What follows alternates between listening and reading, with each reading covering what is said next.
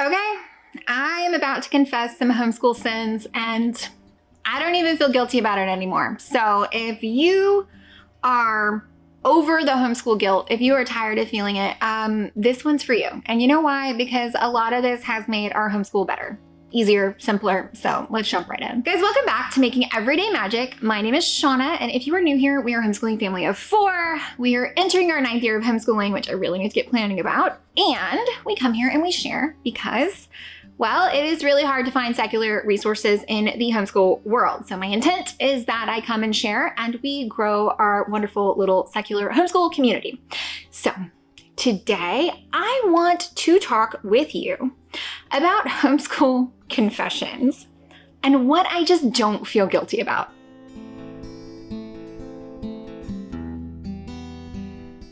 Before we go any further, guys, please scroll down, hit the big red subscribe button, turn on the bell for notifications, and give this video a thumbs up. As always, you can find me right on down in the comments or over on Instagram at Making Everyday Magic. Now, shameless plug that I do not feel guilty about. It is one of my new favorite things, the drink of summer, if you will. If you like LaCroix or sparkling water, which I love fizzy water. So I love a LaCroix. I love like seltzers. I love all of that stuff. I like fizzy water. So LaCroix has this flavor, Limoncello. Limoncello. It's so good.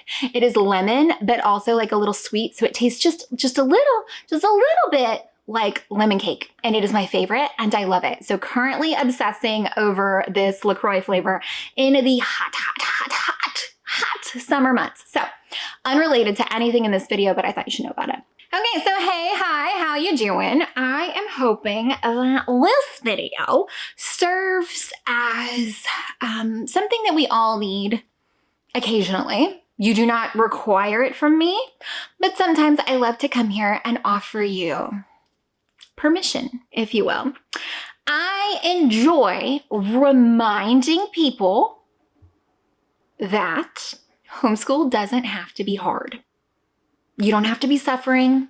You don't have to try to make it something it's not going to be for you, because every homeschool is unique and different. So there's just so much noise, so much established thought surrounding homeschool that I feel like sometimes it takes someone saying something, saying the thing to allow you to feel like it is okay to change your plan, like it's okay to pivot, quit it, that it is okay to prioritize easier and simpler in your homeschool instead of trying to do it all.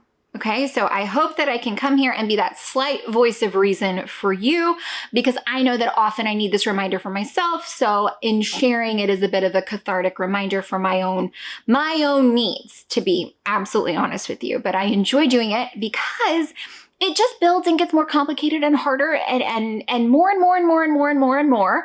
And as I am going into this planning season, before I start planning, before I start heading into the next homeschool year, I need the reminder that simpler, easier, guilt-free is better all around for everyone. And so I thought that you guys might appreciate that too. So let's go. Okay, so my first confession is that I don't overplan anymore. And while I've never been really guilty of this, I have fallen into this slippery slope in the past of niching down so hard and planning so hard that it was like we need to do this page to this page on this day. And I have purchased curriculum that was like, you need to read this chapter from this book and do this in this other book. And every single time, I have not found success in that method. And so I just don't do it anymore. If you've been here for any period of time, you know that even something as complicated and serious as like Michael Clay Thompson, where there's like 15 books that show up to your house and they have the implementation guide that blah, blah, blah, and I just don't do it. I don't subscribe to it. So the way that I do this. And it also has happened with the Timberdoodle online scheduler where, one game of blah, blah a week. And I just, it's hard, it's complicated, and it gives me stress. So I don't do that anymore. If you've been here, then you know we utilize a flow approach, and I will be sharing more soon because guess what? July will be the season of planning for the upcoming homeschool year. So there's gonna be a lot of planning content coming up, so you can plan with me. It will be amazing. But I stick with the flow. So instead of stressing about this page, that page, this chapter, that chapter, we just do what is next. What is next? So the bulk of my planning, honestly, will happen in one single day. I will make about 1,000 videos of it because it's a bunch of little pieces. But then I almost do not touch it again for the whole year. And I just put it on rinse and repeat. And that makes my life so much easier. And I am all about simplifying my life this year, especially this year. I have recognized how incredibly much I need this for myself and for my sanity and for my homeschool and for my children. And I have gone into this next homeschool year with the intent of simplifying and keeping it easier and doing less and buying less and combining more. And so first homeschool confession is I don't overplan anymore, and I'm not gonna start now. Confession number 2. Take learning into the real world. We take learning into the real world as much as we can. So I recently shared about how we will be taking science classes at the Science Museum. It is so important to remember in our homeschooling journey when we're trying to check all the boxes and make sure we're doing all the things and being, the overachieving homeschool parents. It is so important to remember that learning happens in the real world. So going on a hike, going to the park, getting out to some of these special kind of out classes and exposures and museums and tours and exhibits and baking with fractions, that is where the learning is really going to come to life for your kids. If you can showcase to them practical application of the things that they are learning in your classroom setting, then it will stick with them. Everybody's going to enjoy it so much more. It's going to be more fun for everyone. And guys, just like in the namesake of this channel, it's going to help you make every day magic. Life is about those little things that are joyous in every single day, and that's no different in your homeschool. So remember that the whole point of this is that you can have the freedom to take your learning into the real world and make a little magic every single day. Confession number 3, I don't teach everything to every kid every day because that's a free lot and I only have 2 kids. So the way that this comes up for me is 1, from a very early age, I am focusing on their independence when it comes to their learning. So if they can read the instructions in their thinking workbook and knock that out on their own, they do not even bring it to me. They know that they can do it on their own. They know what they can do on their own. And that for me is gold because I do not have either the attention span or the desire to hover over them while they are doing every single piece of every single thing. I also shamelessly combine whenever possible. And I do that because of a couple of reasons.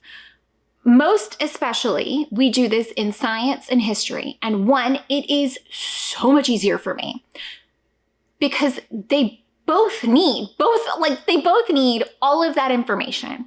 So I will combine our sciences, and our history, which our sciences tend to be more costly as far as, laboratory setup or experiment setup or going into this year using our Lego kits. So they do tend to be more costly and more time consuming lessons. Therefore, it makes more sense to me to combine them so that everybody's getting something out of it. Also, a lot of times these things are even written and designed to be collaborative. So it's better to have more people in the group.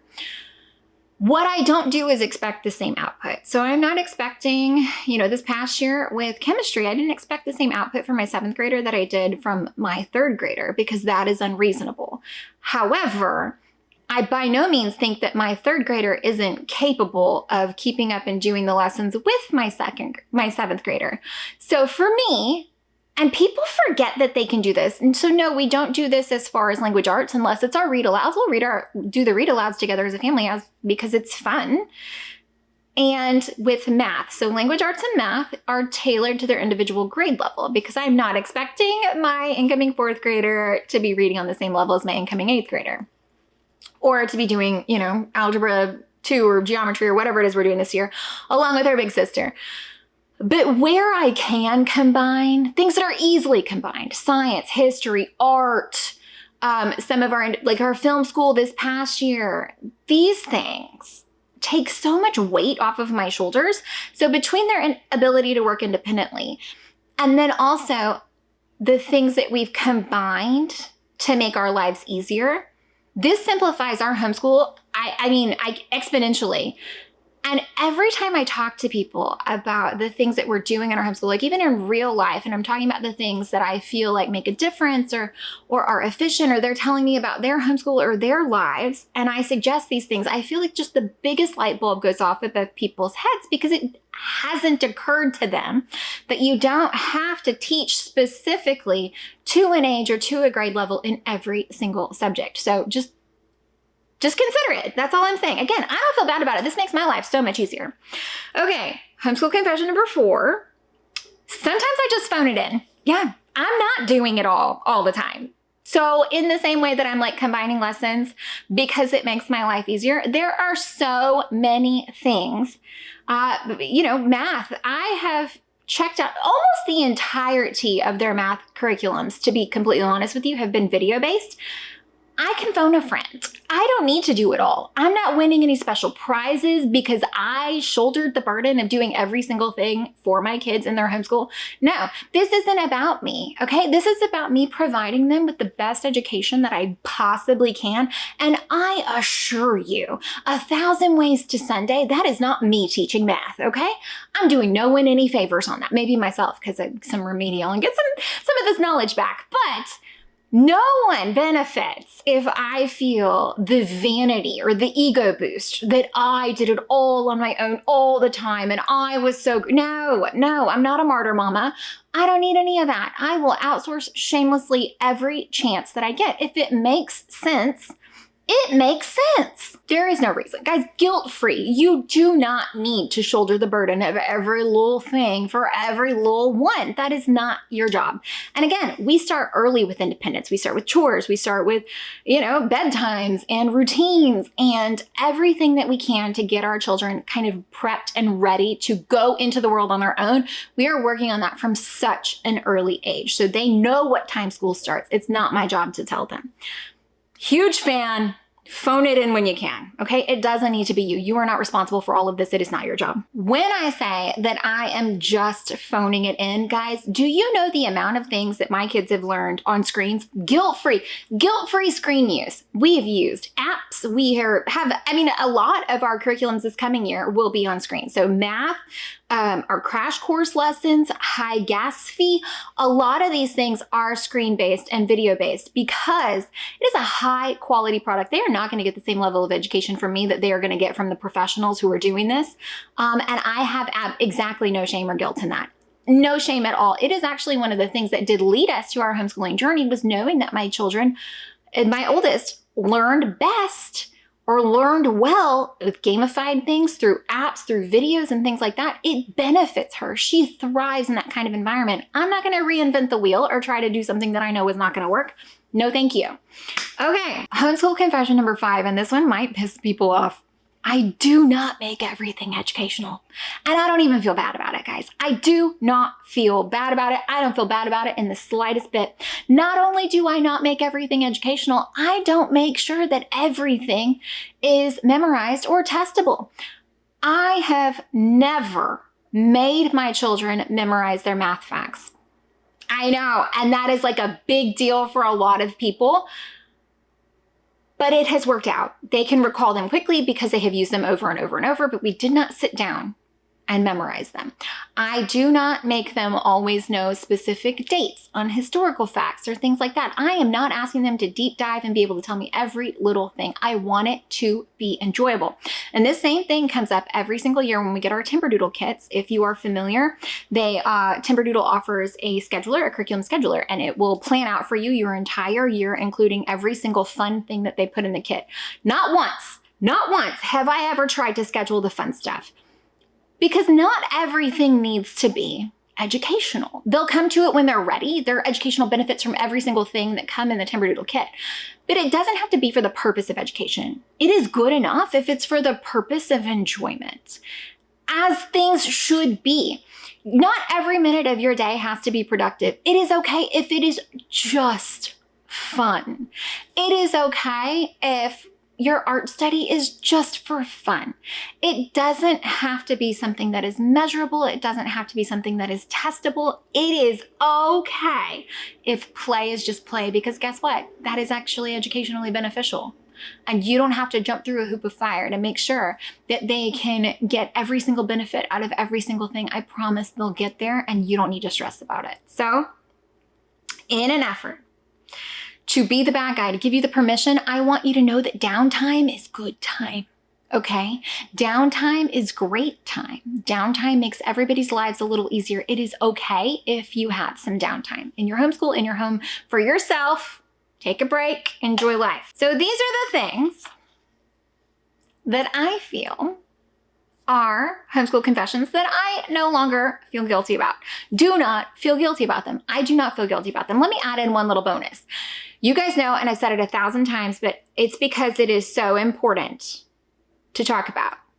It's okay to quit. Don't forget, it's okay to quit things that are not serving you. It is okay to pivot away from the things, and I've mentioned it, I don't know, 1,000 times in this video.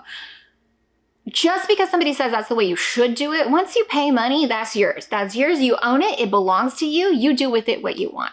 So if you can figure out a way to make something work best for you, please do that. That's what I like to call the pivot method. If you can figure out, if you can pinpoint a way that something will serve you better, that's just a pivot. Change it up. Change the game. Make it work for you. If you, under no circumstances, can wrap your brain around a way that something will work for you ever at all, and you would rather set your right foot on fire than continue using whatever it is, please don't do it. Please just quit. I give you permission. Quit. Quit it. Walk away. Like I said, I have had this conversation recently with a very dear friend, and I could just watch the light bulb go off above her head when I talked about combining subjects, when I talked about outsourcing things, that you don't have to do it all, and you certainly don't have to do it all this year. There's always going to be another year.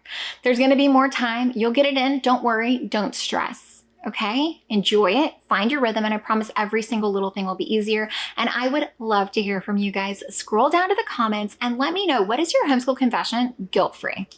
We listen and we do not judge, except I will judge. I'm super judgy. But what is your homeschool confession that you now feel you are going to take into the upcoming 2025-2026 homeschool year? It's going to keep it lighter. It's going to keep your homeschool life simpler. It's going to make your homeschool life easier. It's going to make your homeschool life guilt-free. What is it? Please share with us. I would love to know. Guys, I hope that you found any of this helpful, entertaining, or informative. If you did, please scroll down, hit that big red subscribe button, turn on the bell for notifications, give this video a thumbs up. As always, guys, you can find me right on down in the comments or over on Instagram at Making Everyday Magic. And don't forget to try the most amazing Croix Limoncello. All right, guys, I am excited and looking forward to hearing what your guilt-free homeschool confession is. So don't forget to share with the class. Bye.